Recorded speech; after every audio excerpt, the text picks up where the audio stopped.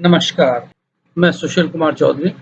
आज हम कक्षा 7 सामाजिक विज्ञान की पुस्तक हमारा पर्यावरण की तीसरे अध्याय हमारी बदलती पृथ्वी के बारे में अध्ययन करेंगे। पिछले अध्यायों में हमने आपको पृथ्वी की ऊपरी स्थलमंडल और आंतरिक संरचना के बारे में बताया था। पृथ्वी का ऊपरी स्थलमंडल पर्पटी कई प्रकार की शैलों से बना हुआ है। ठीक उसी प्रकार से पृथ्वी की आंतरिक संरचना भी विभिन्न प्रकार की शैलों से बने हुई है। कई बार पृथ्वी के मेटल भाग में मैग्मा तरल रूप में पाया जाता है, जो इधर-उधर गति करता रहता है। कई बार अत्यधिक ऊर्जा और ऊष्मा के कारण वह पृथ्वी की प्रकृति को तोड़कर बाहर की ओर निकल आता है, जिससे ज्वालामुखी कहते हैं। जब वह आंतरिक प्लेटों में हलचल उत्पन्न करता है, तो तब पृथ्वी के अंदर भूकंप की स्थिति उत्पन्न होती है, जिससे पृथ्वी की ऊपरी सतह पर भी बहुत अधिक विनाश और परिवर्तन हो जाता है। जो बल पृथ्वी के आंतरिक भाग में घटित होते हैं, उन्हें अंतर्जनित बल कहते हैं, और जो बल पृथ्वी के बाहर उत्पन्न होते हैं, बहिर्जनित बल या एक्सोजेनिक फोर्स कहते हैं। पृथ्वी की गति को दो भागों में बांटा गया है, अंतर्जनित बल और बहिर्जनित बल। अंतर्जनित बल में दो प्रकार के बल हैं। नंबर 1 आकस्मिक बल, जो बहुत तेजी से कभी भी आ सकता है, और दूसरा पटल विरूपण बल, जो पृथ्वी की सतह में धीरे-धीरे परिवर्तन करता है। आकस्मिक बल के कारण भूकंप आते हैं, ज्वालामुखी फटते हैं और भूस्खलन होता है, और पटल निरूपण बल के कारण पृथ्वी के ऊपर पर्वतों का या झीलों का निर्माण होता है। बहिर्जनित बल वे बल होते हैं जो पृथ्वी की बाहरी सतह पर दिखाई देते हुए परिवर्तन करते हैं। अपरदन और निक्षेपण। अपरदन हम उस स्थिति को कहते हैं जब किसी स्थान विशेष से भूमि के कण टूटकर दूसरे स्थान पर चले जाते हैं, तो उसे अपरदन कहते हैं। निक्षेपण, जिस स्थान पर किसी दूसरे स्थान से पृथ्वी के कण बहकर उड़कर आते हैं और वहां पर भूमि की नई संरचना करते हैं, उसे निक्षेपण कहते हैं।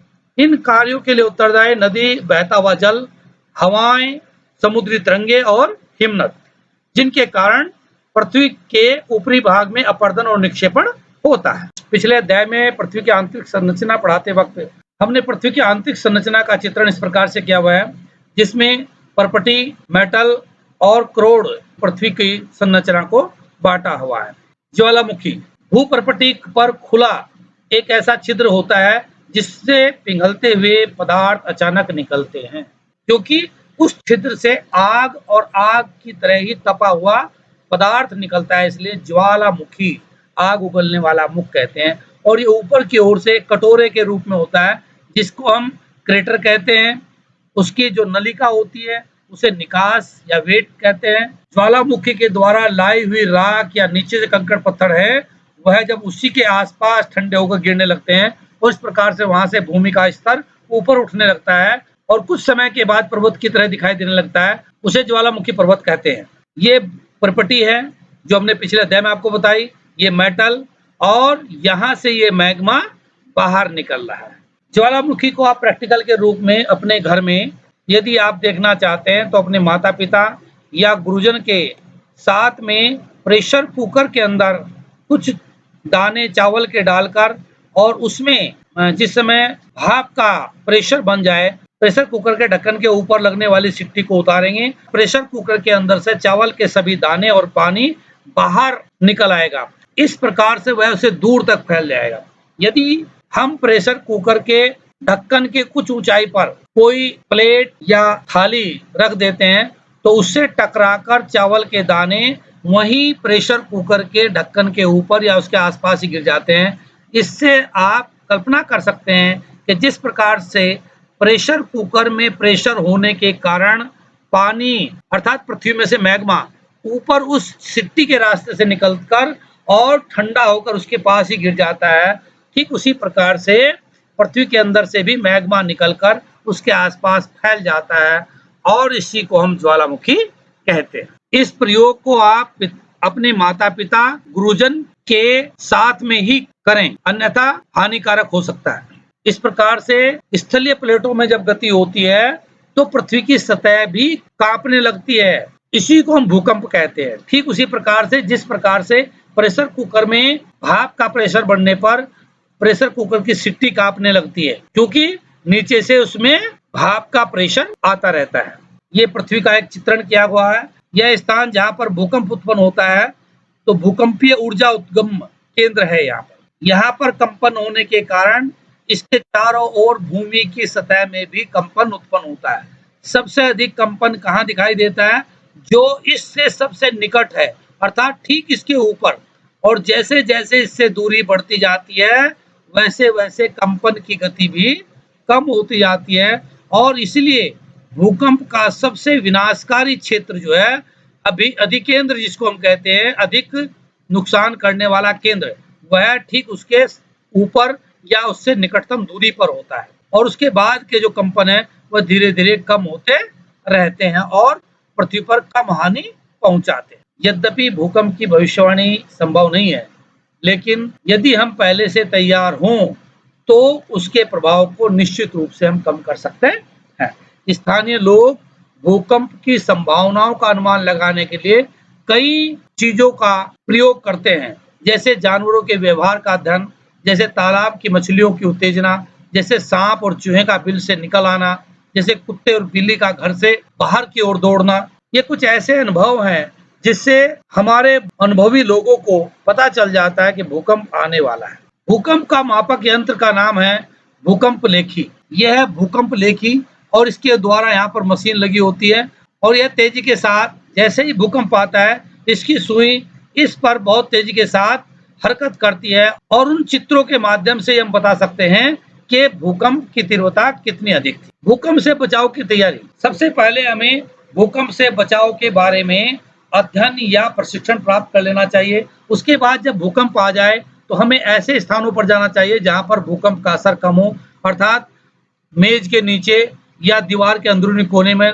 कुछ स्थान ऐसे होते हैं जहाँ से हमें दूर चले जाना चाहिए, जैसे रसोई में गैस सिलेंडर और बिजली के सामान, कांच के सामान, खिड़कियाँ और दूसरे फ्रेम आदि से हमें दूर चले जाना चाहिए, चूँकि वह हमें नुकसान पहुँचा सकते हैं। मुख्य स्थलाकृतियाँ। अपक्षय एवं अपरतन पृथ्वी के ऊपर होने वाली 2 प्रमुख घटनाएँ हैं। जब पृथ्वी की सतह की सैलें टूटती हैं, तो उसे अपक्षय कहते हैं और जब पानी, हवा और बर्फ के द्वारा उन भूमि के कणों को किसी दूसरी जगह पर ले जाकर नई भू आकृति का निर्माण करते हैं, तो उसे निक्षेपण कहते हैं। नदी के कार्य। नदी का पानी जब किसी ऊंचाई से नीचे कठोर सैलों पर गिरता है, तो इस पानी गिरने को जलप्रपात कहते हैं। यह जलप्रपात हमारे यहाँ पहाड़ों में कई जगह देखने को मिल सकता है। इसी प्रकार के जलप्रपात जो दुनिया में सबसे ऊंचा है, वो दक्षिण अमेरिका में है, वेनेजुएला में, जिसको एंजल जलप्रपात कहते हैं। और इसी प्रकार से कनाडा, संयुक्त राज्य अमेरिका और चीन, जिम्बाब्वे और भारत जैसे देशों में भी कई जलप्रपात हैं।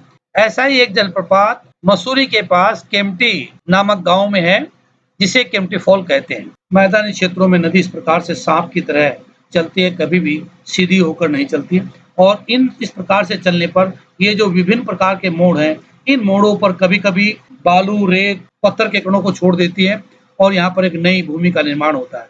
कभी-कभी नदी पानी के बहुत बड़े हिस्से को एक ओर छोड़ देती है, जो झील के रूप में हो जाता है और नदी अपना रास्ता दूसरी ओर को बना लेती है। तथा जब कभी नदी में बहुत तेज पानी आता है, तो नदी अपने इन तटों के बाहर बहने लगती है और जो पीछे से बहाकर अपने साथ मिट्टी के कण लाती है, वह अपने तटों के आसपास यहाँ पर छोड़ देती है, जो बाढ़ के द्वारा लाया गया अवसाद कहलाता है, जो कि बहुत उपजाऊ मिट्टी होती है। और जब नदी समुद्र में गिरने लगती है, तो नदी का बहाव कम हो जाता है और नदी के द्वारा लाई गई मिट्टी के कण वहाँ पर जम जाते हैं। बीच-बीच में इन कणों के द्वारा ऊंचे टापू बन जाते हैं और उसके आसपास से नदी की कई धाराएं बन जाती है, जिनको वितरिकाएं कहते हैं और जो बीच में टापू बनते हैं मिट्टी के कणों के, इनको हम डेल्टा कहते हैं। समुद्र तरंग के कार्य। समुद्रों के अंदर भी बार-बार ज्वार भाटा और तरंगे उठती रहती हैं। समुद्र का पानी तेजी के साथ तटों से आकर टकराता है और वापस चले जाता है और जो समुद्र के तटों के पास कठोर मिट्टी या कठोर पत्थरों की भूमि होती है, उस पे वह बार-बार टकराता है। टकराने से वह उस कठोर मिट्टी में छिद्र कर देता है, जिनको हम समुद्री गुफाएं कहते हैं। तरंगे किसी भूमि के ऐसे टुकड़े से टकराती है जिसके दोनों ओर पानी होता है, तब यह उसमें धीरे-धीरे समुद्री गुफाएं बनाते-बनाते उसमें छिद्र कर देती हैं और जहां से पानी एक ओर से दूसरी ओर जाने लगता है, इसे हम तटीय मेहराब कहते हैं। और कई बार कोई भूमि का टुकड़ा अलग-थलग हो जाता है, जिसे हम स्टैक कहते हैं, जो दीवार की तरह से अलग से दिखाई देता है। हिमनद गहरे गर्तों का निर्माण करते हैं और पर्वतीय क्षेत्र में बर्फ पिघलने से उन गर्तों में जल भर जाता है और वे सुंदर झील बन जाते हैं। इन्हें हम हिमनदी या हिमनद कहते हैं, जो अपने साथ पर्वतों की चोटियों से मिट्टी और पत्थरों के कण भी ले आती है। पवन के कार्य, आपने अक्सर देखा होगा जब तेज आंधियां चलती हैं तो उसमें मिट्टी के कण होते हैं, उसे हम धूल भरी आंधियां कहते हैं। वही तेज हवाएं जब रेगिस्तान में चलती है जहाँ की मिट्टी बालू है, तो तब वह अपने साथ बालू के कणों को उड़ाकर एक जगह से दूसरी जगह ले जाती है और वहां पर बालू के टिब्बे, बालू के ढेर बना देती है। जो कण बहुत बारीक होते हैं वह हवा के साथ उड़कर दूर तक चले जाते हैं। जो कण बहुत मोटे होते हैं वह वायु के कम होते ही वहीं पर गिर जाते हैं और एक जगह से दूसरी जगह पर फैल जाते हैं। ये बालू के कण एक विस्तृत क्षेत्र में निक्षेपित हो जाते हैं, जिसको हम लोमस कहते हैं। इस प्रकार से आपने देखा कि पृथ्वी की बाह्य संरचना में परिवर्तन के लिए आंतरिक एवं बाह्य शक्तियां उत्तरदायी होती हैं। धन्यवाद।